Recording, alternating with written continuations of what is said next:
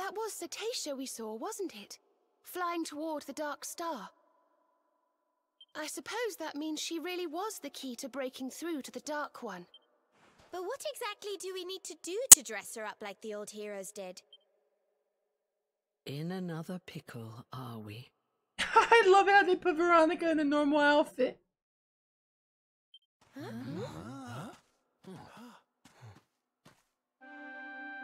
Oh, Where did you spring from? would you look who it is? If you're looking to give Cetacea a little more oomph, you'll be needing the help of the sage, Serenica. But to do that, you'll need to find her, of course, which will require another memory. Chat, that got scary. I moved again. I forget that Dragon Quest advances dialogue with up. I touched the up pad on my D-pad on my PS5 controller, and I didn't advance the dialogue, but I did make it go faster. I almost skipped it entirely. Another one? But we visited all the seedlings. Come a little closer, would you, Veronica, dear? My eyes aren't what they used to be.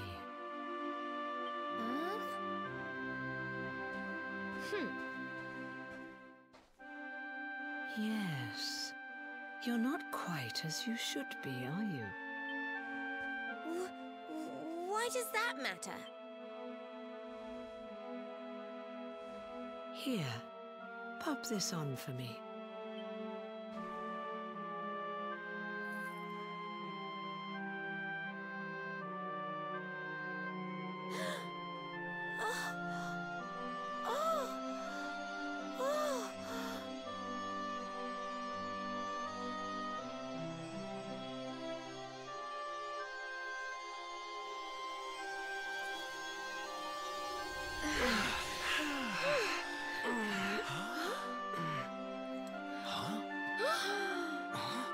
Veronica, honey?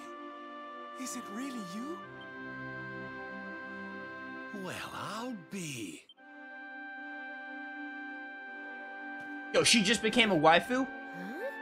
Is he done? From SMT5.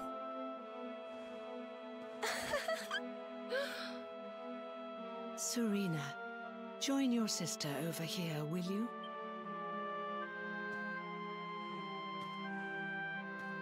Man, I wish I had Serena in a normal attire. This just looks weird. As I'm sure you're well aware, your destiny is to guide the Luminary. When the two of you get together and pray with all your hearts, well, then miracles can happen. But this wasn't possible with Veronica in her reduced state. Who are you? Who are you really? Now, are you ready to fulfill your destinies?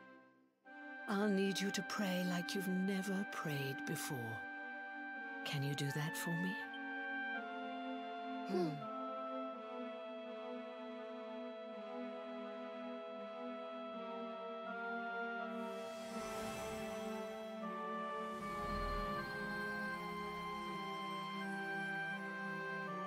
It's crazy that Veronica was actually is normally taller than Serena, because again, she lost her height and everything.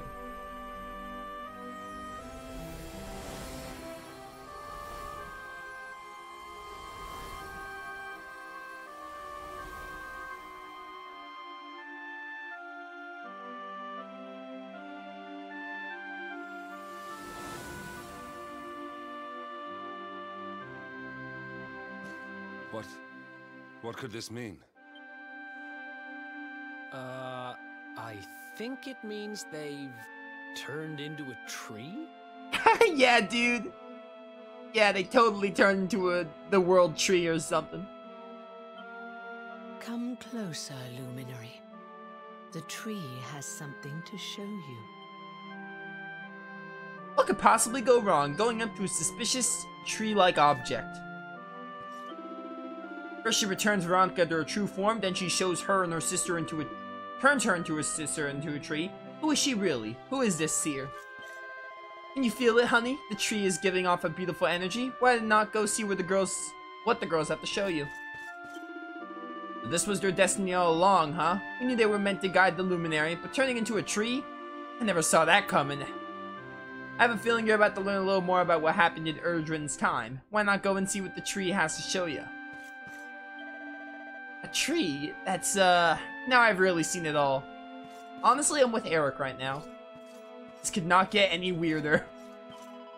Veronica and Serena have taken on a new form in order to be closer to Yggdrasil. Their prayers can reach the world tree directly now, and guide you on their way. Come closer, Luminary. The tree has something to show you.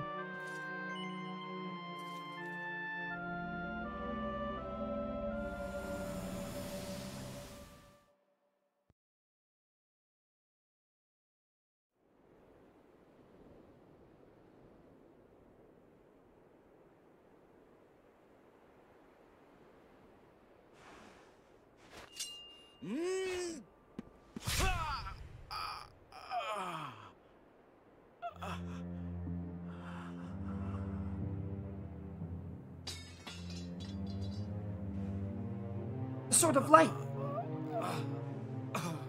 Morkant, wherefore wouldst thou?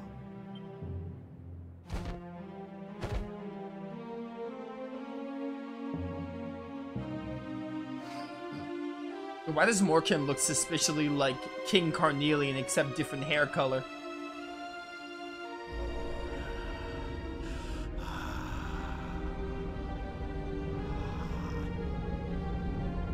Yo, former ally turn on hero? Oh dear. Gathering power of darkness? This is a Kingdom Hearts game now?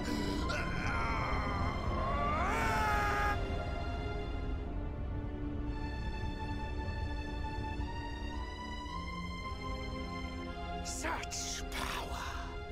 Lo, it doth burn black within me. So this is the might of the Dark One.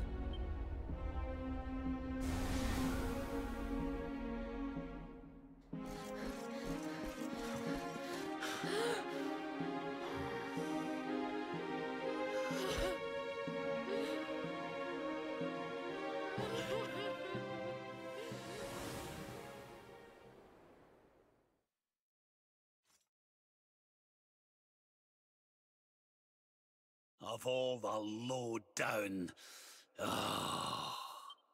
Betrayed by the very man he trusted most. That's how the Luminary of Legend died? The poor thing.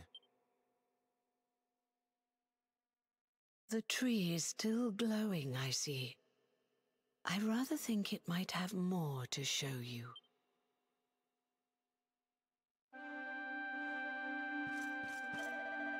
I can't believe he'd do something like that to his friend. After they've been through so much together, it's just awful.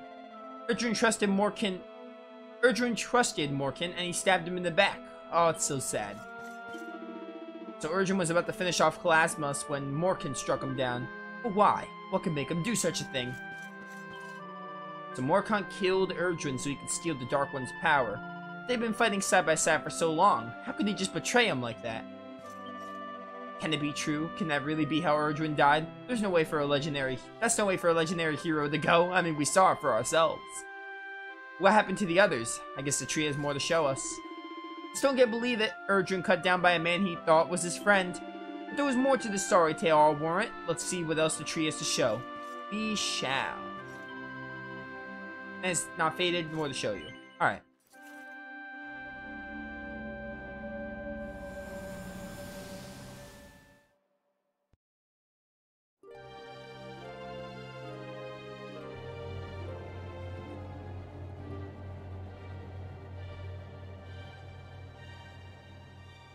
No weapon save the Sword of Light may end the Dark One's life. Cannot be used. No luminary now. Only he may wield. Thus cannot kill, but can imprison. Serenica.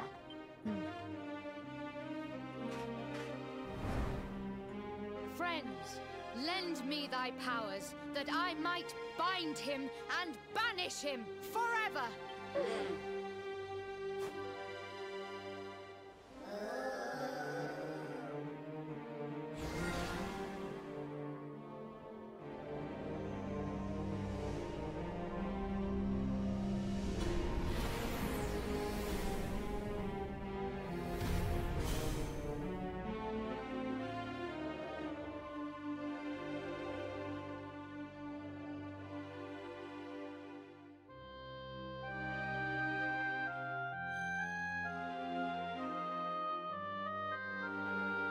Now, Serenica, what doth the future hold for thee?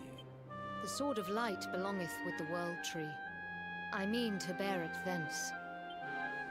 Thereafter, I shall venture forth upon a quest. I shall seek him out. I shall find him.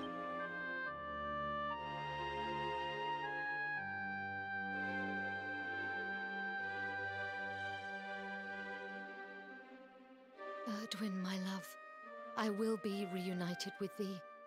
I swear it. This lore stuff is really neat.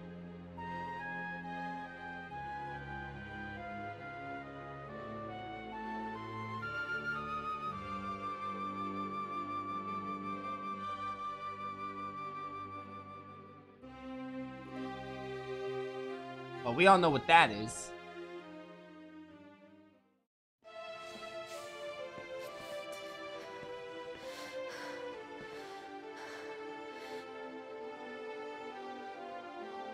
Time's fear. I need only shatter it, and...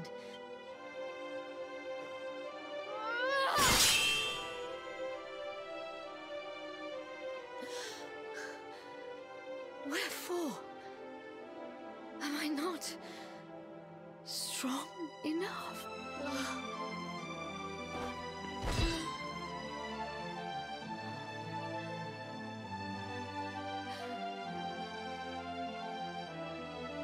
Would that I might have seen thy face but once more before I passed.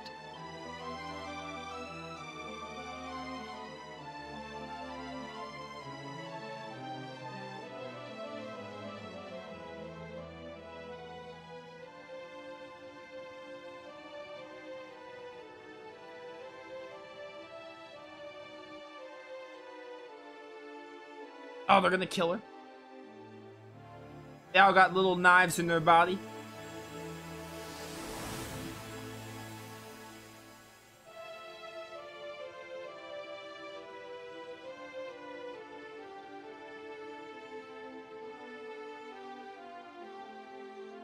She is now one with the Tockles.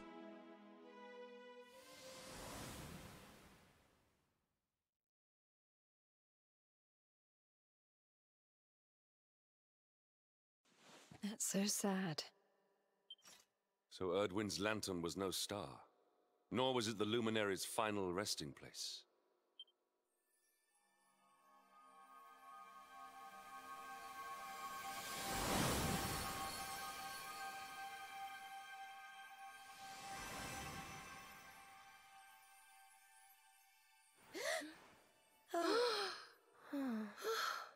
You've done as you were meant to do, girls.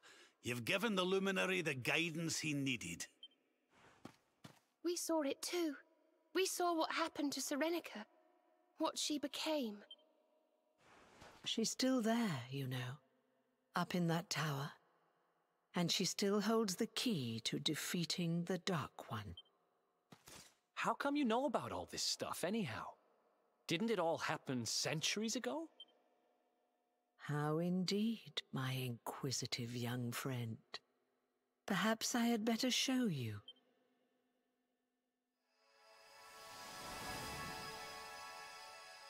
Huh? What?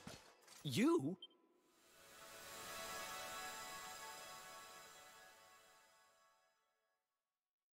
Yes, me.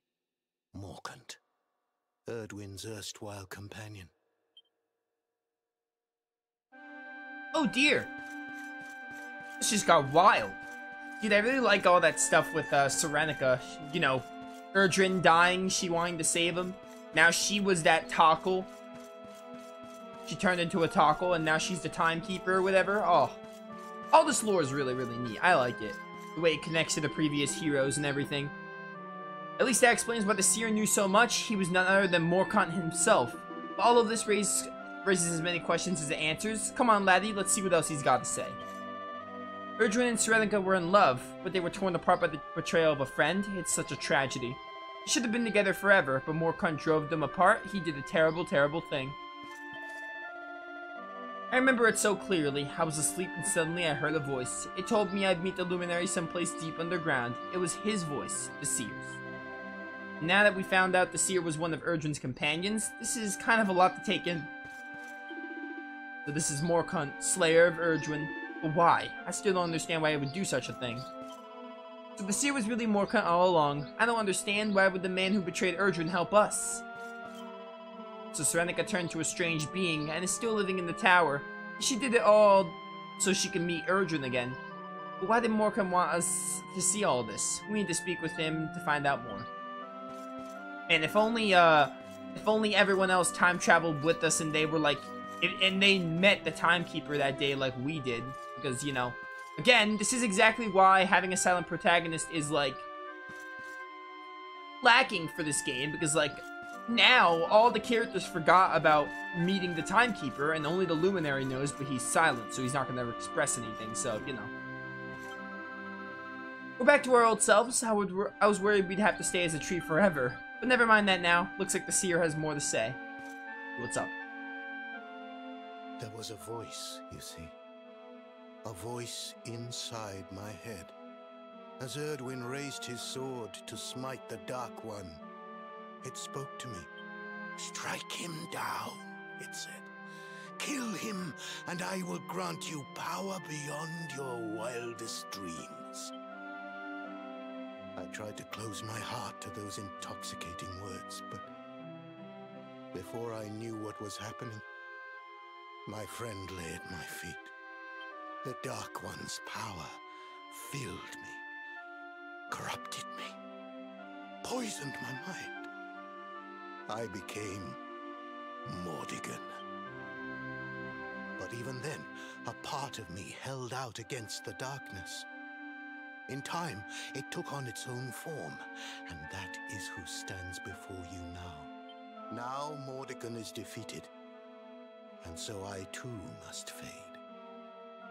But I have one last prophecy for you before I go. The Timekeeper awaits you, Luminary. In a place north of the World Tree, the power of the Watchers will take you there. Now, go and give the Dark One our hiding, and bring this story to an end at last. You mean that, right? There's no, like, secret Act 4 or anything?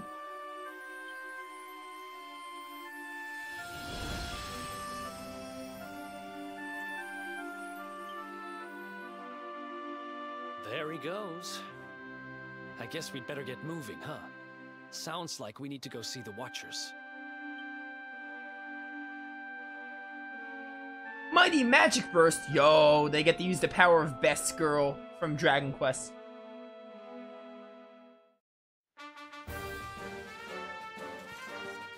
Alright, that was a lot. That was a lot of story stuff. Let's go to the Havens Above. Man, that lore is neat. I do really like Act 3, despite, like, you know, despite my feelings with the whole time travel concept, and, like, your allies not being the ones you spent your time with in Act 2. Despite all of that, I still really enjoy Act 3. Do I enjoy it as much as Act 2? No, probably not. Gameplay-wise, yeah, I love the gameplay part of Act 3 because it's basically a lot harder. And Dragon Quest XI is a pretty easy game. When it comes to the story, I do really like the stuff with the lore we get. It's really, really neat. And the stuff with Kalasmos, it's cool, but, like, I don't know. Again, I just really, my one problem with it is just losing all those, losing your companions, basically. Like, I know they're here now, but, like, they don't remember anything, so basically, like, completely wiping out what happened in Act 2 is my problem with it. So, Luminary. Seedlings found? Guidance granted? This scent. Old scent. Familiar. Elder? Scent of Morkant. Well,